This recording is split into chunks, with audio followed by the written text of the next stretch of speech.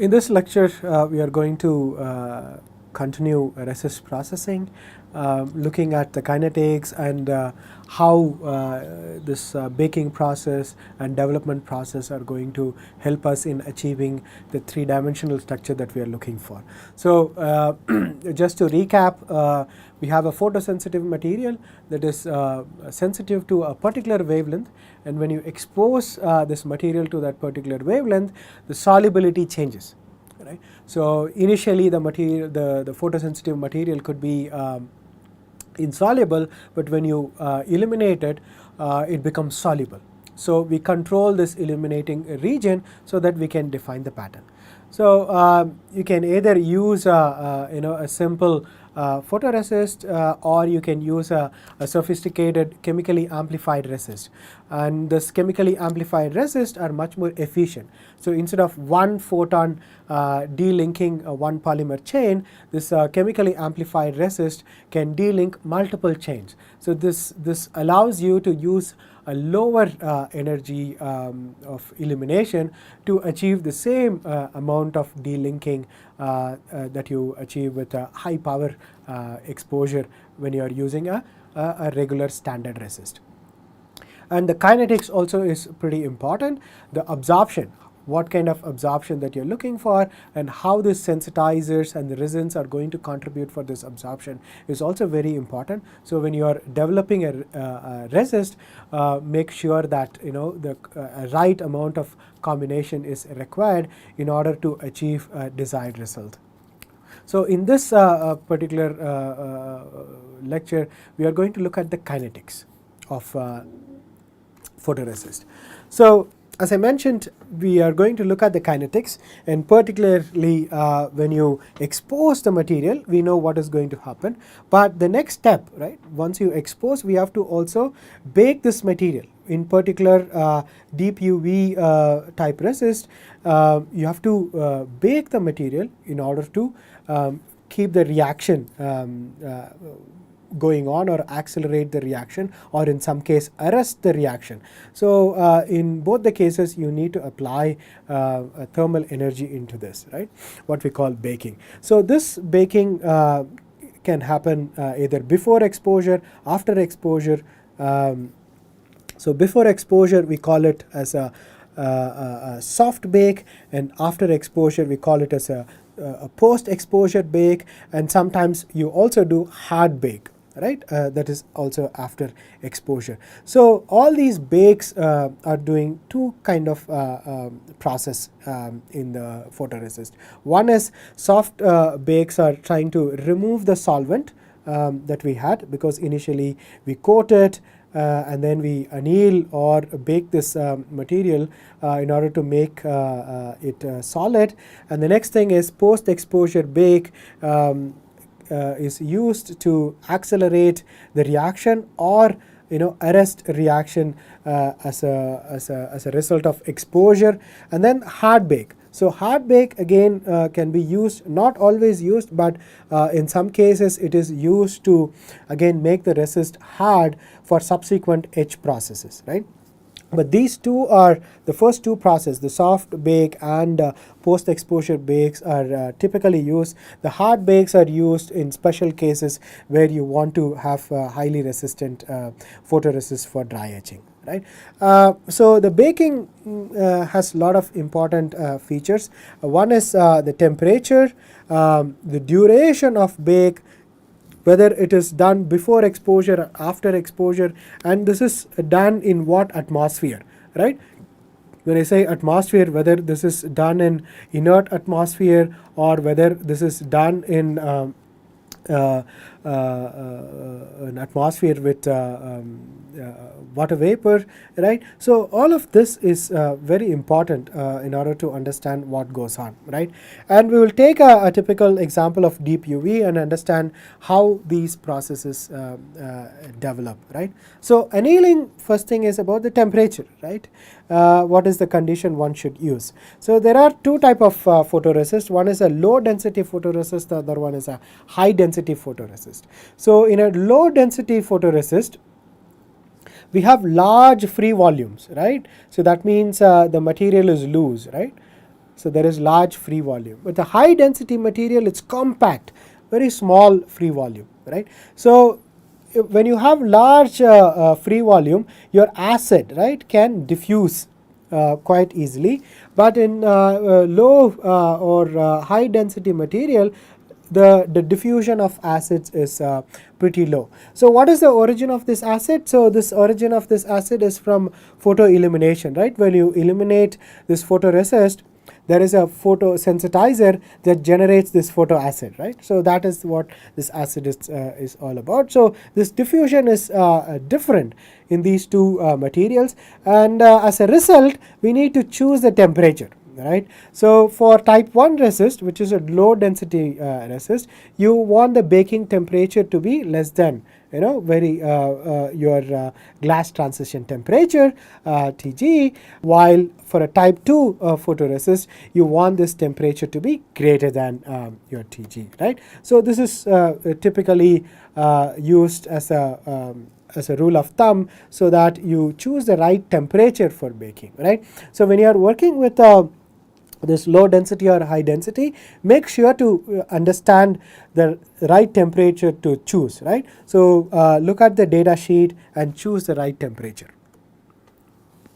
And the effect of baking temperature and on this, or the baking itself, on the sensitizer, because this is the photosensitive material, right? So this material could decompose, right? So you want the sensitizer to remain sensitive to this particular photon, right? So when you do the soft baking before exposure at a very high temperature, then you might end up decomposing the sensitizer itself. So when you go for exposure, you may not see any photosensitivity at all, because you have killed the photosensitivity. So the temperature in which you do this baking is very important, and also the atmosphere.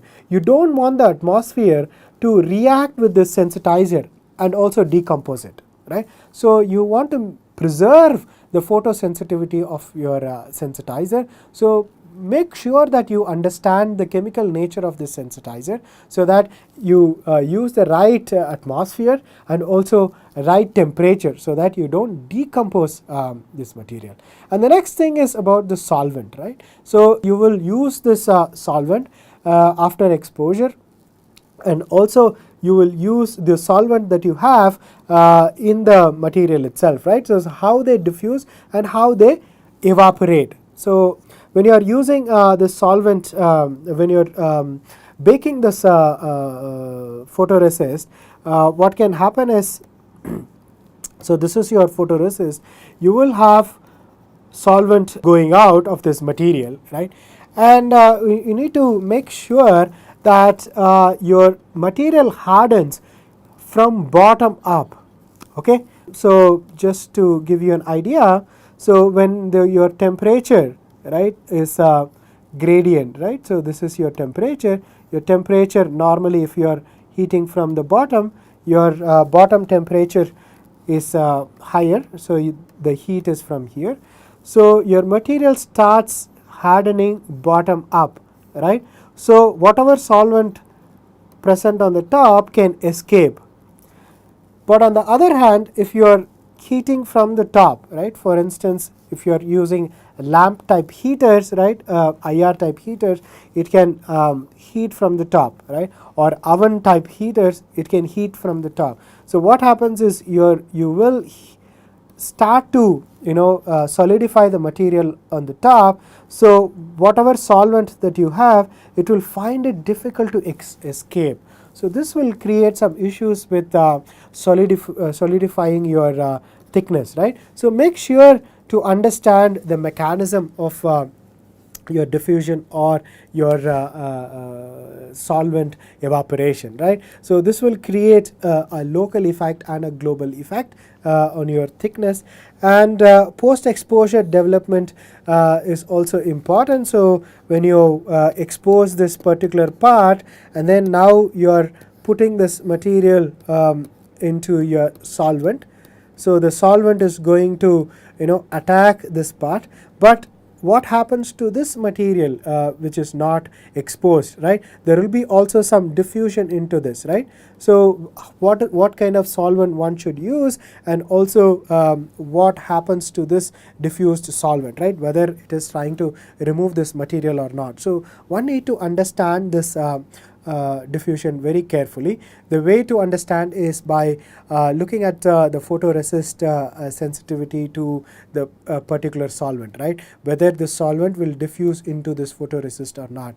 So in order to understand that, read the photoresist data sheet, right? There is no generic rule that a particular solvent will dissolve or not. So they always go in pairs, right?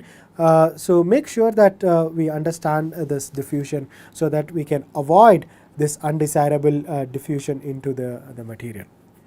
So after exposure, you are going to bake the material, right? Because that's what makes this chemical reaction accelerate. And here an example of a temperature is given, right? So after exposure, you bake at 110 degrees C through to 135 degrees C, right? Let's assume all of this is done for a minute, right? So when you increase the temperature, right, you can clearly see the pattern come out. So when you anneal at very low temperature, in this case 110 degrees C, the temperature is not enough to make the reaction, right, for wherever you have exposed. So in this case you exposed in this part, okay, and you are trying to remove the material from the side. So as you increase the temperature, you can see that you are accelerating the reaction and you are able to achieve a good profile, right, at the end. So the photosensitivity, right, can be accelerated by increasing your temperature, right?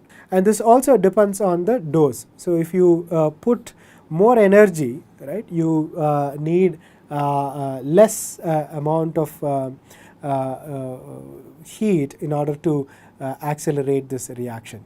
So if I take this 32 millijoule, right,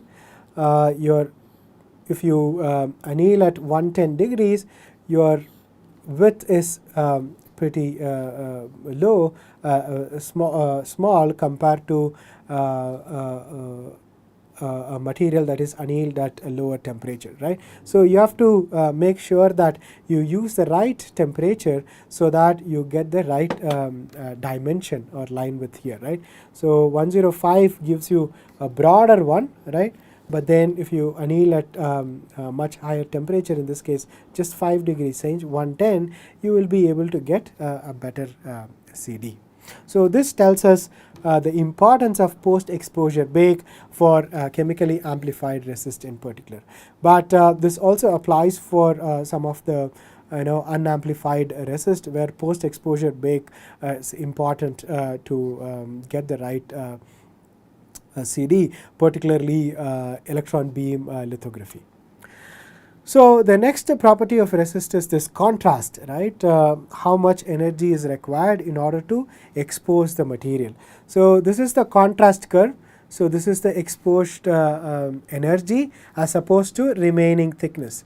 So here we take a blanket photoresist. So this is PR and this is your substrate. And there is a blanket illumination. So after illuminating with certain energy E, we are going to measure the thickness of this material, remaining thickness. As you can see here, the material doesn't show any thickness change for all these exposure dose. That means the energy is not enough to create all this photochemical reaction. And then you see a threshold, beyond a threshold energy, you see material starts to react, and then you are able to remove all the material, right?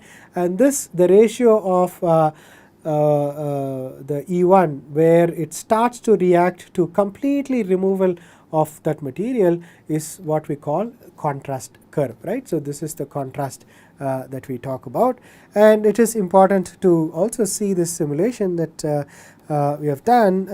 So a lower energy dose, going from left to right is energy difference.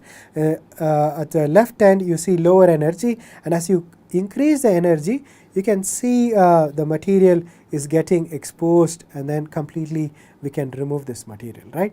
So this is a very important property of the material. So when you are choosing the photoresist, you make sure that this slope is very steep, right? So ideally you want it to be a box like curve, right? But in real world it is very hard to get, so you see that the slope is as steep as possible, so that a small change in the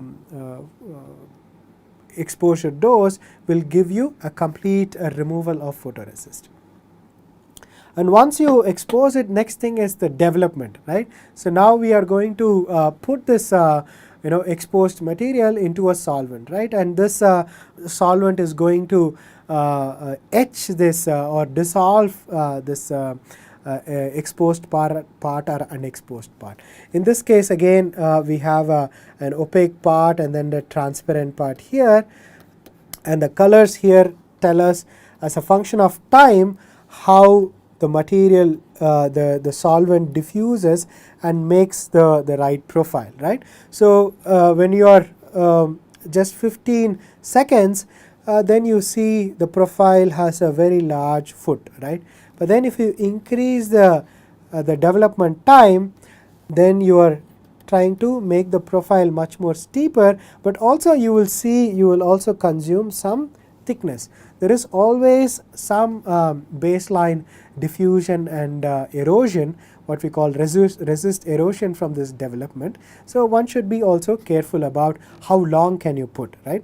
So after this 30,000 seconds, right, and in this case even 1,000 seconds, you will not see any difference in the profile itself. So one should identify the right time, right amount of exposure time, development time here, so that you don't suffer from resist erosion. And the developers are of two class. One is metal ion contaminated and ion free. So why metal ion free and metal ion contaminated? This has a direct influence on the quality of silicon that we get, right? This is primarily applicable for people who are interested in silicon processing, because these metal ions can diffuse into silicon, and also they can sit on the surface of silicon, very hard to remove. And what they will do is they will change the conductivity. They will act as a strap sites, and then they will create issues with the electrical properties of this device, right? So that is where you have to use metal ion free, right? Tetramethyl ammonium hydroxide is another developer that one can use, and this is metal ion free, so you will not have any metal ion contamination, right? So you will have a best quality electronic device, but the issue is these guys are pretty expensive, while the other one is much cheaper. So if you are not really caring about the electrical properties of the material or the substrate that you are using, it's better to use a metal ion contaminated one. But if you are very concerned about the electrical quality, one should go for metal ion free process, okay? And this is something we saw earlier, right? It's a long chain of process, and it is very important that all these processes happen without any delays, right? So the delay can cause some undesirable effects, and that should be addressed, right?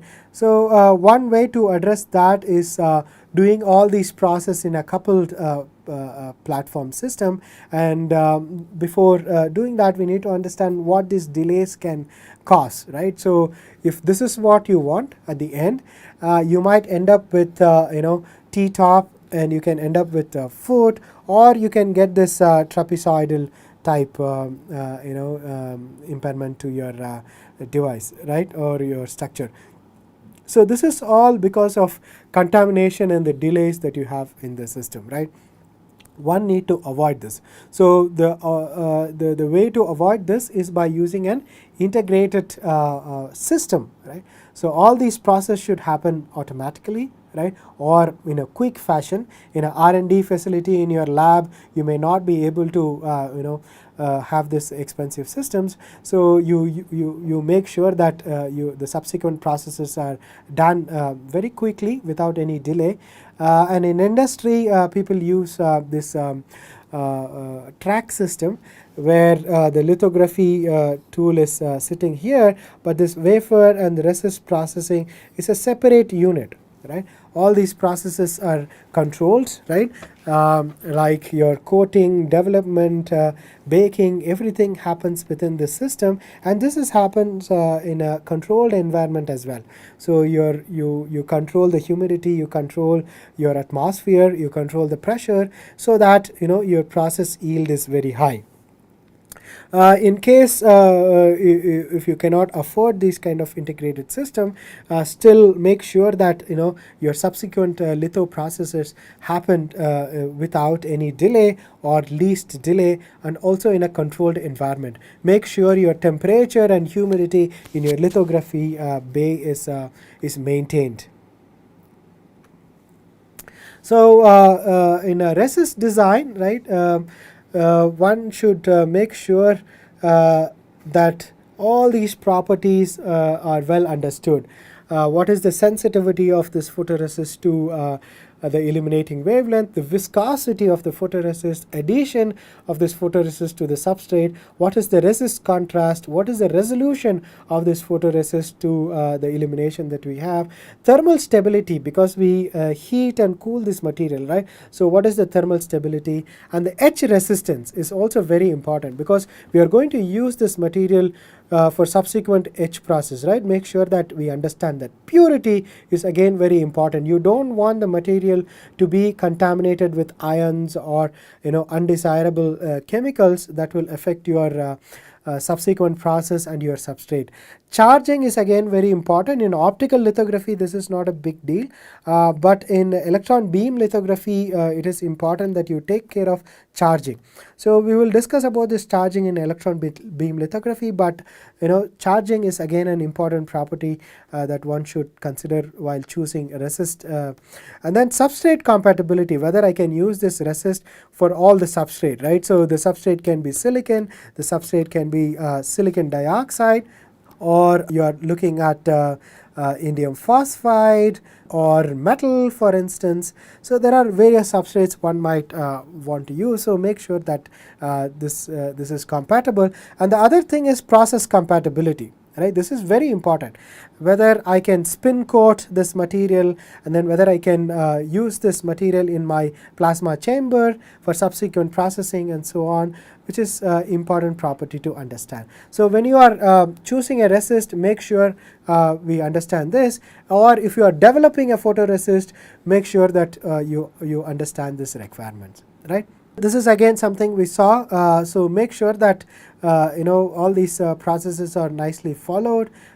And the coating the photoresist is an important property, right? So when you take a photoresist and you want to dispense onto the substrate, the way that we do is by using spin coating, right?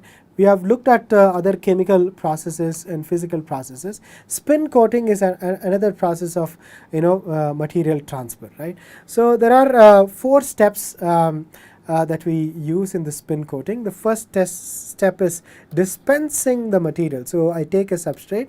The first step is dispensing the material. This is a fluid, so I just drop cast this material on top of the substrate. And the next thing is I'm going to spin. This is spin up, right? So in the spin up, this material is going to spread onto this substrate, right, covering the substrate. And the next thing is spin off, right? So what is spin off? So I'm going to spin this material and then make a very uniform thickness, right? And then you will always have excess material, right? So I want to remove this excess material, right? And then when you accelerate this, you will remove this material, what is called spin off. And the other thing is recoil removal. So whatever material that I have as edge bead, so I want to remove this. So this is called recoil removal. So all these steps are achieved by using the spin speed and time that we saw here. The first thing is spreading. This is what we call the dispense or the spin up step, these two steps together, right? It's the spreading step, and once you spread it, you want to achieve the right thickness that you want, right? The right thickness of photoresist. That is what the thinning is going to do. And finally, once the thinning is done, the recoil removal can happen at the end or after this as well. And then you reduce the speed, and then you take the wafer out of your spin coater. So the final thickness depends on multiple factors. One of the factor is your viscosity, right? So for any given viscosity, you achieve a certain thickness at a given speed, right? So your final thickness depends on your spin speed, right, for a given thickness, and this n depends on the solvent evaporation, right? So the solvent evaporation factor, either the solvent has no evaporation, right, during spinning, or it can have constant evaporation, or it can have variable evaporation. So based on the type of solvent evaporation mechanism, your final thickness varies, right? And this is all the constants which are empirically determined, right? And find out what kind of evaporation that you are having, and based on that you can achieve the thickness that you are looking for. So if this is the spin speed, right, and this is the thickness, normally for a given viscosity, your spin speed will reduce the thickness and give you the thinnest one, and then after that you will not see any difference in the thickness. So, and this is the low viscous one. If you have high viscous, you will always end up with a thicker film, right? So this is low viscosity, and this is high viscosity. So you can take any viscosity and you can thin it down to achieve a desirable thickness that you are looking for. So here there is a microscope image of a pattern defined on a substrate. On the left side you see the patterns are all grouped up. They are not in space or all jumbled on top of each other, but on the right side you see a very nice pattern. Wherever you want the feature is sitting there, right? Some of you who must have done fabrication can quickly recognize that here the patterns are nicely fixed onto the substrate or the coating that we have given, but here they are all floated, right? You have nice features though, right? So you have a very nice features defined, and here the lines are also very nicely done, but they are all washed away, right? So this is a problem of adhesion, right? So this is not just the patterning. Adhesion is also very important when you are handling optical lithography in general. So if you are going to address this lithography, one need to understand the surface chemistry, right? So when you take a silicon wafer, normally you clean the wafer, and so you will always have OH terminated substrate, right? When you come in with a resist, you might have a hydrophobic surface, right? And you want to make sure that whether the substrate is hydrophobic or hydrophilic in order to get the right adhesion. So in order to achieve a good adhesion, there is adhesion promoters are required, right? This is something that we also saw in this whole lithography process steps. Adhesion promoters are very essential in order to stick your resist onto the substrate, and also make sure after patterning these structures stay on the wafer, right? So these adhesion promoters chemically modify the substrate, right? And once you chemically modify the substrate, it creates a hydrophobic surface which has very good adhesion to the polymers that we are using. And normally your OH terminated substrates are hydrophilic, right? So you want to make sure that you create the hydrophobic surface when you coat it with the adhesion promoter, so that you have strong adhesion. So this always comes in pairs, right? Whatever resist you use, the adhesion promoter should be a complement of that. So they always go in pair. So make sure when you are choosing a certain photoresist, you also choose the right adhesion promoter, right? And you have this prescription from photoresist vendor, and also you can look it up in the data sheet of the photoresist what kind of adhesion promoter one can use. And there are some generic adhesion promoter, like HMDS is again a very commonly used adhesion promoter. It creates this polymer chain that promotes adhesion between the substrate and your polymer that you use as photoresist. So once you have the adhesion promoter in, and then you can be assured that the resist will stick onto the wafer nicely, and also make sure your patterns are nicely aligned as well. To summarize what we just saw, we saw photoresist kinetics, how photoresist evolve when you heat them up, and then how your reaction affects your profile, your development affects your profile, and also what is the effect of photoresist on your development process, and what is the effect of adhesion on your photoresist process. So on a whole, it is not just choosing the right photoresist, and also choosing the right combination of wavelength and photoresist. It is also important to understand the photoresist process. What is the temperature one should use? What is the developer one should use? What is the baking temperature one should use? And what is the adhesion promoter one should use? So this is all important, and one need to be aware of these processes in order to achieve a very good litho process.